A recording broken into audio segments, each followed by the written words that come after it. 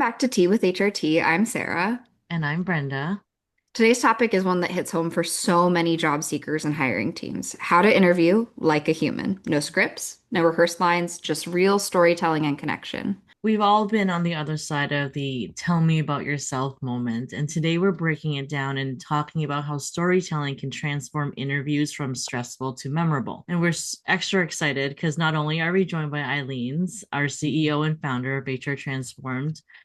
For those who don't know, Eileen's brings over 20 years of HR and business management experience to the table with duality as a recruiter and a business owner. We're also super excited to be joined by Bridget O'Neill, an international career coach with dual US and EU citizenship, who helps professionals redesign their careers and tell stories with impact. With over 20 years of recruiting experience at places like Pepsi Design and Innovation Lab and Omnicom agencies, Bridget blends humor, creativity, and strategy to help people stand out and step confidently into new opportunities. Welcome, Bridget and Eileen's. Welcome back. Bridget, we're so happy to have you. Thank you. I love that introduction. I felt so important. So, Bridget, if we could just start off by you sharing your story with us, your transition during COVID from recruiting to career coaching. So, in short, how did we get here?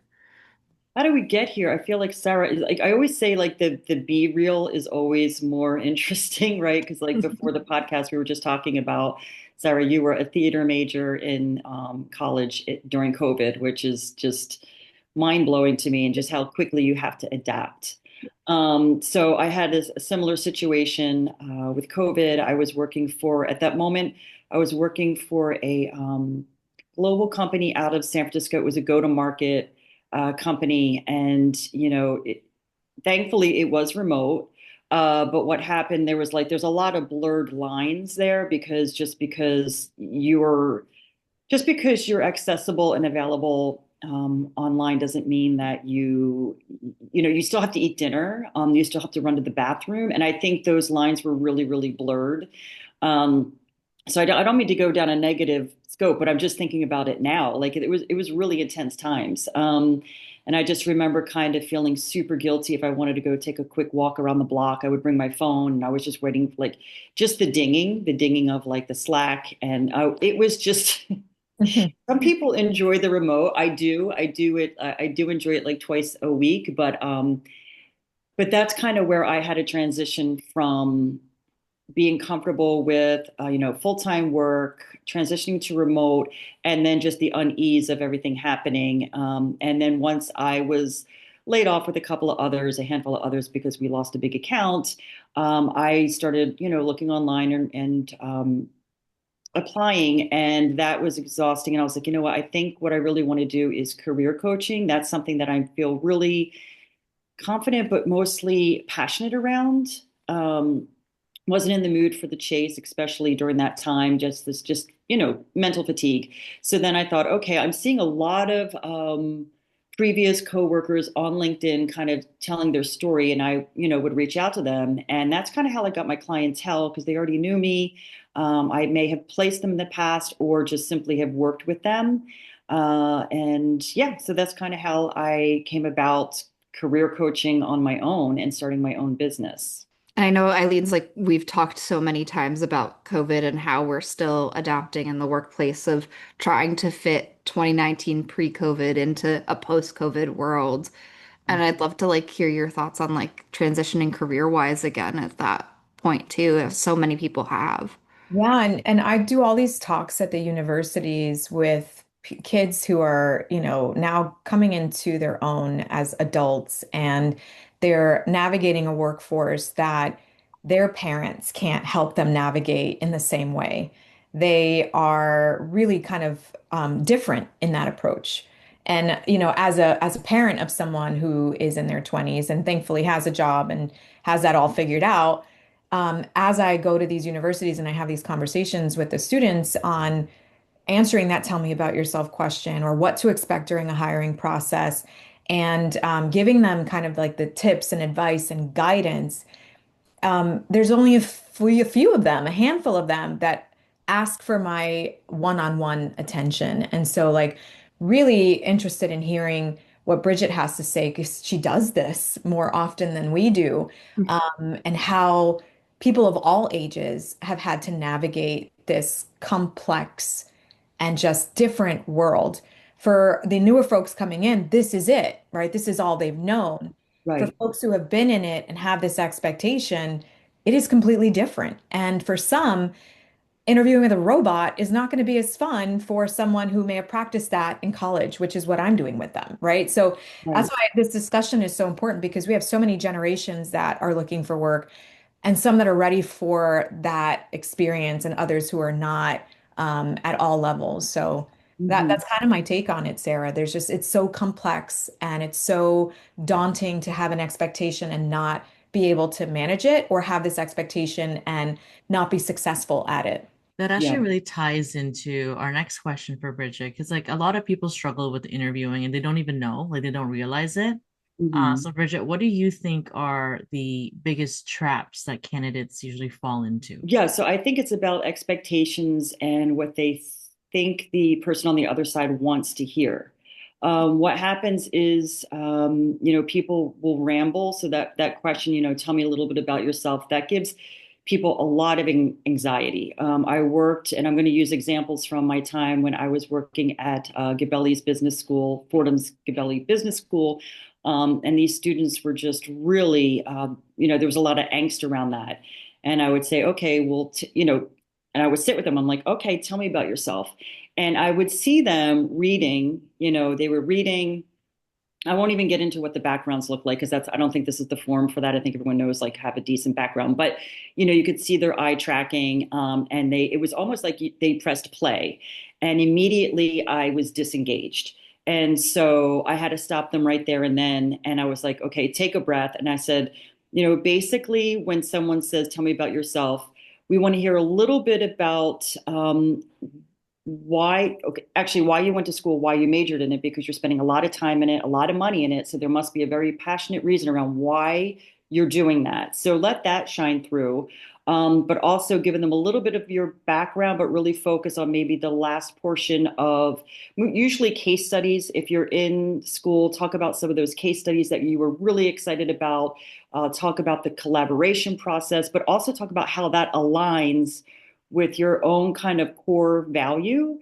And I know I always state this, just like a company has a value proposition, so should you. And I say that all the time. And it's not just to students I say this to, I talk to people at VP and director level as well.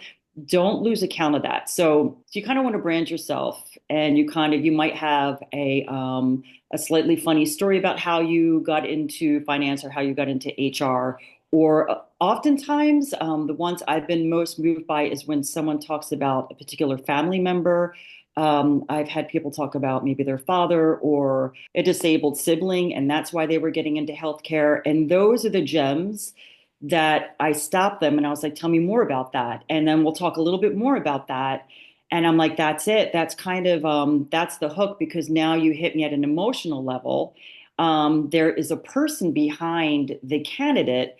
You didn't tell me about like all of your hard skills and how much you know Tableau. And I know you know Tableau. I wouldn't have called you otherwise as a hiring manager, if you didn't have that as a data analytics candidate, right? So I know that. I just want to know who's the person that I'm going to be working, who I'm going to be working with, or who I'm managing, or who's managing me. So just you want you to go in with just genuine, authentic. But you also do want to bring that kind of confident, even if you're not feeling very confident, just be confident. And I think people do start to feel confident when they talk about their own story. Again, I don't want them to drone on, just kind of keep it smart, snappy, get it in, and then also the reason why you want to work at this particular company. And then basically what's going to happen is, or what you want to happen with the end all goal should be, is that your goals align with the company's goals, or their value prop. They should be aligned. So, there's the person that goes to work, so there's an employee, but there's also the person who's in the community who, maybe they go to a church or a synagogue, cafe, whatever the case may be. You're the same person. So you're going to be the same person to be working with as you are in your own community. So that's what I try to tell people. They're trying to get a sense of who you are and how, what you're going to be like to work with. Are there any kind of like tricks, or because like I understand obviously what you're saying, but like how can someone shift from those robotic answers that they kind of train themselves Yeah. to say, right, or to be like in an interview. So how would you shift from the robotic answers to more conversational and Thinking of an example. So when I was talking to you about the global go-to-market company, I sometimes pull in people that I find to be interesting, but the hiring manager thinks it's too much of a risk. So this one time I was interviewing a guy from London, and he didn't have all the bullet points they were looking for, but I was really impressed with his background when he was working at BMW. I was closing it. And I said, "Do you have any concerns about the role? Is there anything that's unclear?" Because sometimes, and this is the other thing I do when I prep candidates, I sometimes feel like when they go into that first or second interview, I want them to win that, to get to the next step. I always say to them, make sure that you understand the role when you get off the phone. And if you don't ask, don't be afraid to ask. Just say that was a little unclear. Like, who does the role report to? What are the team dynamics? Like, just you need to interview as well, because I think hiring managers assume that they're already in the role. They're going to start using acronyms and everything like that, and the person on the other line is saying, "Oh yeah, yeah, yeah." They don't know the acronyms. I'm kind of going off script here, but so this one particular person I was talking to, I said, "Do you have any concerns about this role?" He's like, "Yeah, I don't know if they're going to think that I'm up to the task." And we started speaking. And I said to him, "I have a question. I'm looking that you were in on this international soccer team." And I said, "That's amazing. Like, what happens? Like, you're still young. Do you retire from that?" I'm just inquisitive. I'm very people forward. I really genuinely love learning about people. He ends up telling me this story about how much he loved it, and then just kind of lost himself. Like, he wasn't in an interview, but then started telling me he was both the coach of this soccer team as well as one of the team players, and these were really good friends of his. He had to make really tough decisions. He had to go in and pull people out, and then later get beers with these people and know that there was going to be a lot of animosity. But when he talked about kind of the dichotomy of talking about having to be a leader, but also a team player, and this was coming from a genuine, real story. And I think both sports and theater actually are very interesting backgrounds, because there's something happening at play there that will always come into the workforce or the workplace. I think they're already doing it. So when he told me that story, I kind of had chills. I'm like, this is fantastic. And so I wrote the hiring manager and I wrote the notes on what he told me. They hired him.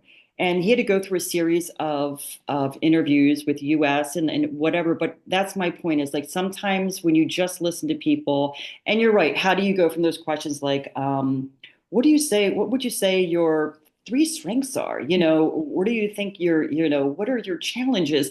Just, I think these are really hokey questions to begin with, because you're also, as the interviewer, you're not going to get a sense of this person. They're telling you what you want to hear. So I think it's just like the interviewer has to have a bit of a sense of humor as well. And just say, honestly, I think they should say, what do you do on the weekends, or what do you do outside of work? But that's not the case. So I think going from these very serious conversations, I'm like, okay, Lisa, tell me about this case study. What was, the STAR process? What is the task, the result? Tell me about that. You had to be very serious. Okay, this was the task. This is what we're tasked with. This is what we did, and this was the execution. And how do they go into a funny story? You can, because you can talk about the execution. Like, okay, well, there was one person on the team that we were sort of siding against, but when she brought in this one particular anecdote, we totally understood where she was coming from, and it's kind of, you can be personable. Now you're talking about teamwork, camaraderie, these types of things, and you can still see it within these very structured questions. So I think, Bridget, what kind of to summarize some of that, the biggest tip or takeaway that I just took from that was like, be yourself, tell Hmm. your story, but also tie it back to how your experiences, the results that you received, and the journey that you took to get there is Yeah. relevant with the job. And like what it does, because what really resonated with me was when you said you have chills, right? So I'm a feeler when I recruit as well. And while it's not my favorite thing to do, there's those moments, those very specific moments where you finally see the person for who they Mhm. are and you see the possibilities of what they can do in the role. And if someone is asking or answering those questions, how are they creating that like goosebump moment? And Yeah. I Oh, I think like that.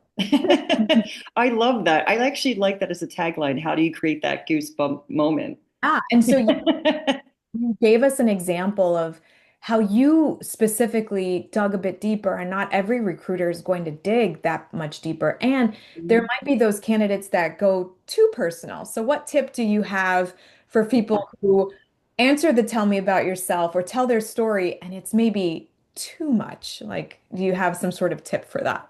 Yeah, just to your point, too much, right? You don't want to go to the dark side. You want to keep it positive, and it has to relay a strength that you have, that's coming out in a very organic manner. So that kind of, what am I trying to say? It exhibits your character. So I don't think, and I think there's only been a very few times that people have been a little too personal that I was like, okay, well, that didn't go well, and that's not going to go very well with the Yeah. CEO that's hiring them next. So yeah, just kind of keep it light and personable, but also try to keep it relatable. Like I think the person that talked about their disabled sibling, there was a warmth there that wasn't dark. It was like he was explaining why he got into healthcare, and he was passionate about it, but also it was a very uplifting story. So yeah, just don't go to the dark side. Just leave that for your therapist or your girlfriend over a glass of wine or tea. But yeah. I love that. What do we do when somebody who interviews great, they're just wonderful out the gate, you get that click, you feel great about them, they come in and the performance just doesn't match what you felt day one or what everyone who's been in those interviews has felt about this candidate? Like womp womp womp. Yeah, that's a good question. Um, I think at that point you have to, go to that employee and just say, how are things going? Just kind of have that one-on-one with them. And I think, just taking the pressure off you as a hiring manager or your coworker, whoever the person is, HR manager, anytime you hire someone, it's going to be a risk, right? We're all human. We only go by instinct, and we hire upon that. We also have an interview committee. So it's not like one person is responsible for that decision. There's probably about 5 or 6 people that all agreed in that decision on the hire. So just, go to that person and just say, how are things going? What are some of the positive? What are some of the more that you're struggling with? Just having that open communication. If they're still struggling, and there's you have performance metrics and they're just not hitting them, and you give them like 3 months. You want to be fair and give them those 3 months. It's just asking like, do you think this role is like how you saw it? Is it not aligned with what you thought? Like, kind of talk to me and see what the issue is. Maybe they could be put on a different account. Maybe you say to them, we do have another role. It's a little bit lower than this one, but this could be a great way to kind of train up, as opposed to coming in kind of hot and then struggling from there. But different ways. I think you have to work with the person. Um, yeah, I hope that answers that question. But It does. yeah. I think it also sheds a light of how much internally, like we as HR and managers can really take opportunities in that situation to reassess our processes and have we articulated properly to this person the Yep. expectations, and is that communication clear? Because sometimes it's not always on, hey, we thought they could do great and they're just not performing great, but maybe they didn't understand fully. Like we were the ones at fault for not fully explaining the expectations. Right. Okay. So Sarah, like we said, so it's like gathering that data, Yeah. not getting your ego involved and being like, this person is just not what we thought. Like, this is not okay. This is not cool. To your point, maybe that job description was very confusing, but they didn't have the confidence on that interview to say, I didn't really understand that, this or that. Again, with the acronyms, or they just talk about software that's in place that's, it's not universal software. And there's a lot of, yeah, yeah, I think people are just so afraid to say, no, I don't know what that means, or can you repeat that? And then that's where the problem comes. So, yeah, maybe taking accountability on the internal side and saying, okay, maybe we weren't very clear. And then kind of, working on that. I think one of the questions that we tend to ask when the team does these like new hire check-ins is what did you know today that you wish you would have known day one? So we Mm. constantly help our companies kind of evolve the onboarding process or even the interviewing process. And I will tell you, I mean, big trend happening right now with a very good amount of people that I kind of check in with after they've made a hire. There's a lot of times where they say they aced this interview, they did such a great job. and now I feel like I have another person. It's Oh God.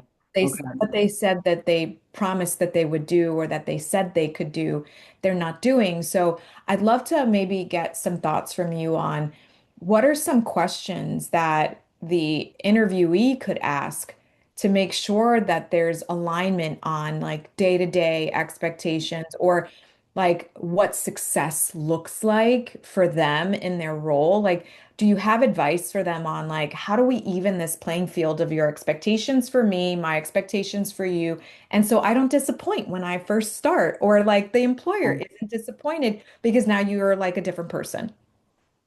So there's this one company I worked for, and it was called Ms. Lansky and Partners. They're a language strategy agency that's very niche.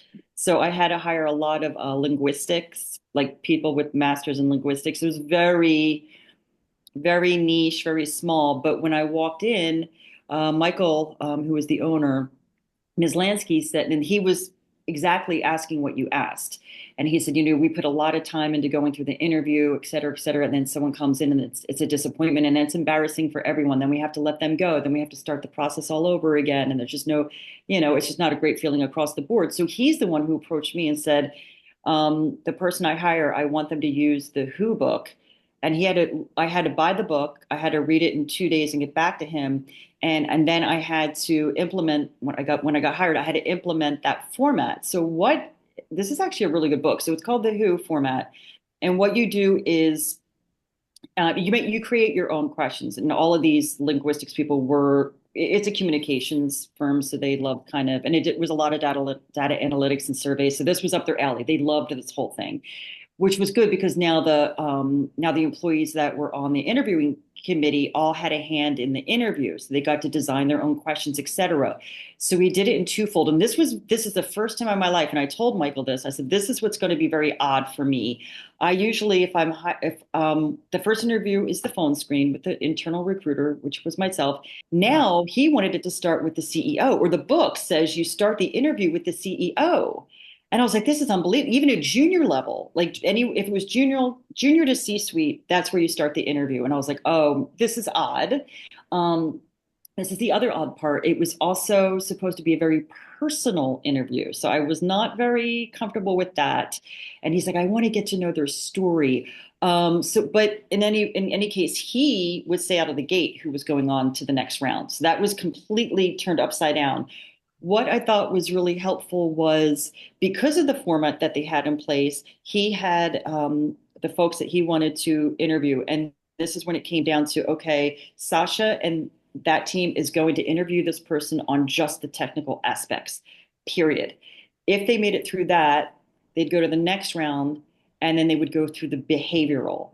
Okay, tell me a time when you were the project manager and you failed, or you were in a situation where the client was unhappy and they were literally quite there telling you that they were unhappy. So they had to give very real experiences, like you had to work with very real life experiences. These were very intense interviews.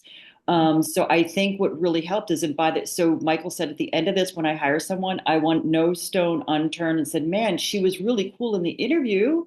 She answered the question with so much, just fervor, and so it worked. And so we would hire these folks, and they just fit in like a glove. They were already they were sitting on accounts and client facing immediately, and there were no mistakes. And it was a tried and true formula.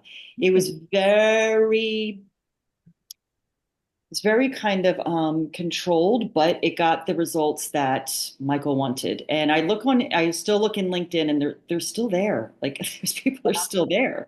So there's this sort of phrase that we hear in HR and in recruitment, which is hire slow and fire fast. We're not focusing on the fire.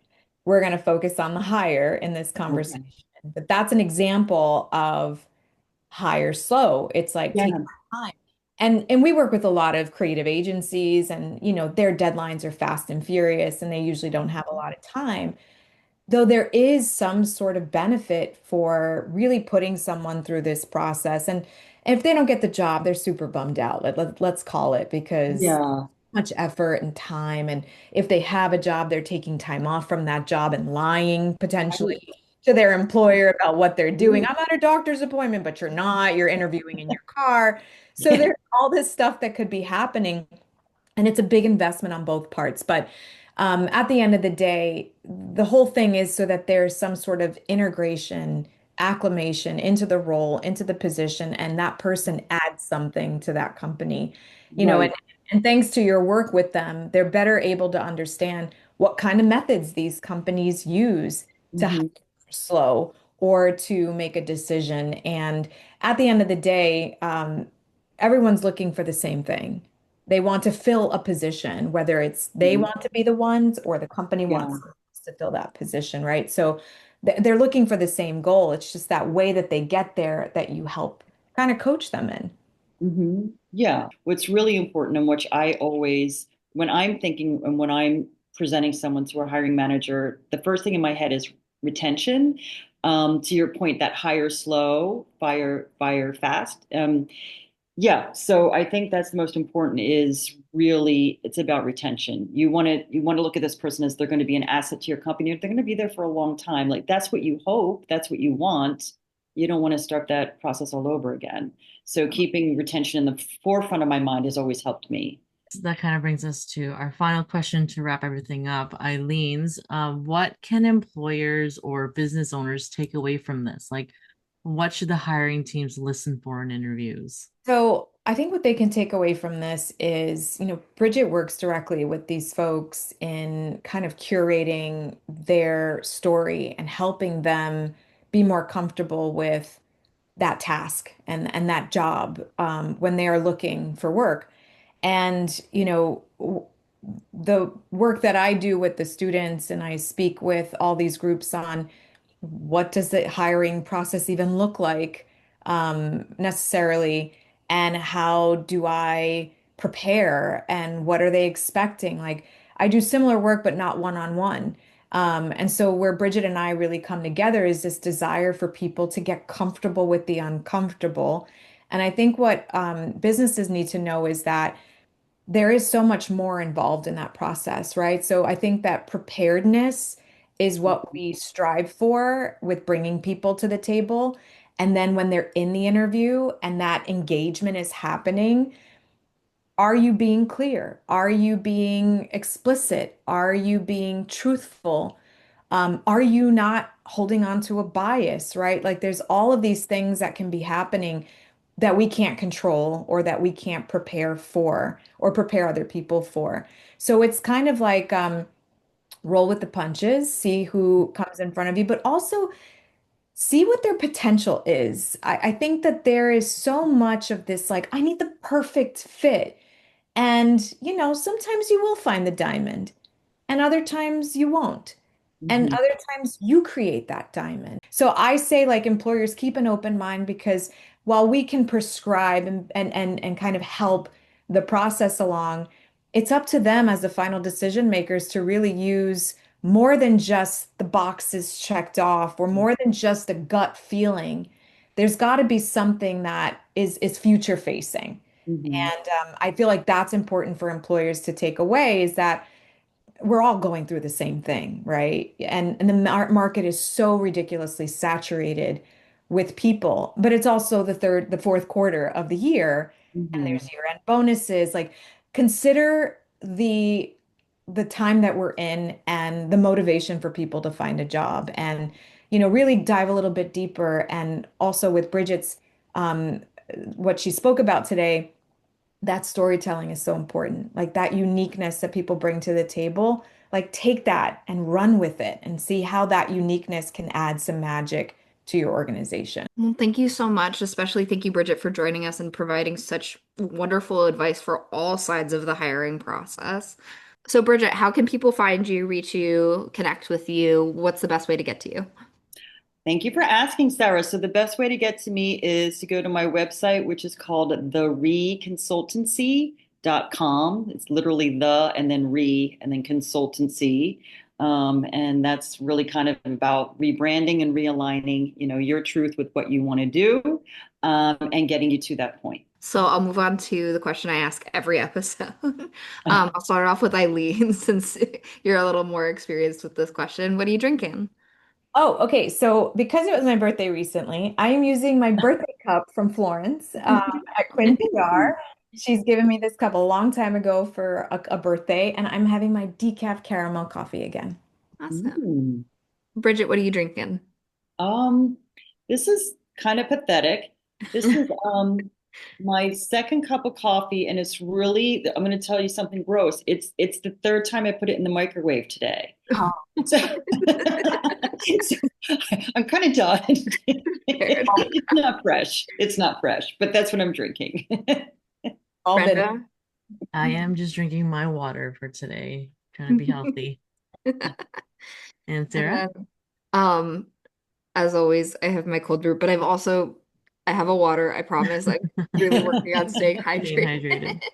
All right. So if we could just finish off with the cheers to more authenticity and a focus on storytelling in the hiring process. Cheers, All right. everybody. Cheers. Cheers. Oh, cheers. Thanks for sharing a cup with us today on Tea with HRT. We hope today's episode brought you some laughs, fresh insight, and practical takeaways you can use.